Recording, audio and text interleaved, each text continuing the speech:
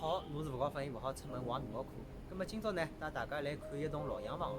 搿栋老洋房建造于民国，辣当年呢，也是上海滩高头最先进、功能最强大的一幢老洋房，而且呢，伊个造价勿菲。曾经伊个主人呢，是一位房地产大亨。咁么搿栋老洋房到底长了啥样子呢？现在就跟牢我的镜头，阿拉一道去看叫吧。走。那么今天要带大家来看的这个建筑，在青海路啊，就是镜头前面这一条小马路。那么青海路是南京路商圈的一条小马路，200米左右。侬看搿条青海路长了滑稽伐？勿是人家水门汀，是搿种一块块砖头拼起来的。侬勿讲伊是条马路，我真的觉着帮辣小区里向路长了差勿多嘛。好了，到达目的地，这栋老洋房位于青海路44号，不过不是镜头前面这一栋啊。老建筑呢在里面。目前这块地方是叫做岳阳医院青海路门诊部。进来之后就看到了这一栋，才是今天要带大家看的老洋房。这栋老洋房建于1930年，由当年非常有名的新瑞和洋行的设计师布鲁尔格兰设计，新瑞和洋行负责建造。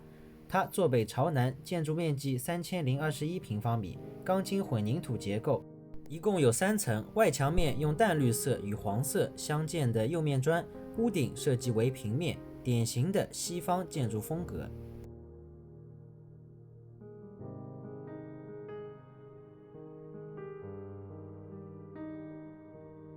好了，现在带大家到内部来看一下。现在内部基本上已经改造成了医院，但是说到它当年的历史，可是相当的厉害啊。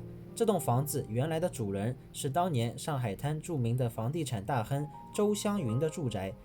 当然，很多人可能不认识周湘云啊，他当时有多厉害？当年名列工部局华人纳税大户第5名，家产千万。要晓得，辣当年的上海滩，千万富翁已经是邪气结棍了啊！我估计摆辣现在，估计都好帮马云掰一掰手腕哦。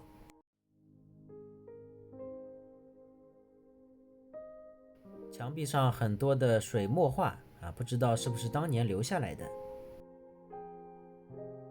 要知道，周湘云当年作为一个有钱人，对这栋花园洋房也是很舍得投入啊，花了40万法币，啥概念哦？相当于是造了一只当年顶级酒店的钞票。2楼花园洋房里面的很多房间，我们看到都改成了中医的会诊室。好了，继续说历史。后来到了1950年解放后，整栋私宅被改为了岳阳医院第5门诊部，后来又改名为了岳阳医院青海路门诊部，至今。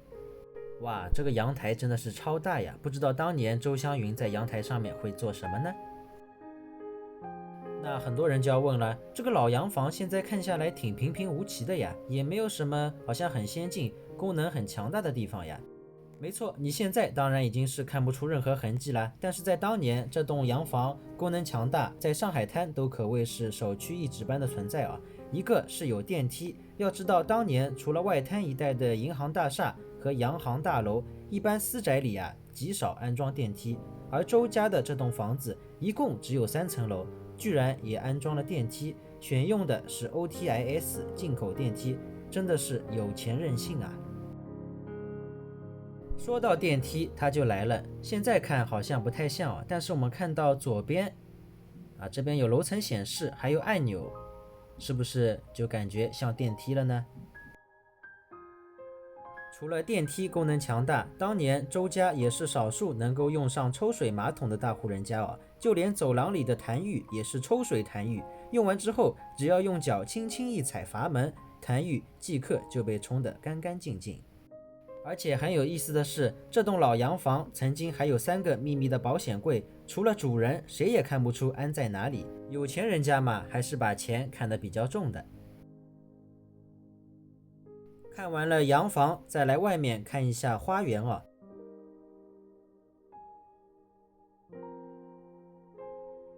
整个花园看起来面积不大，是一个比较中式的花园，里面还有很多非常有年头的大树，整体还是比较古色古香。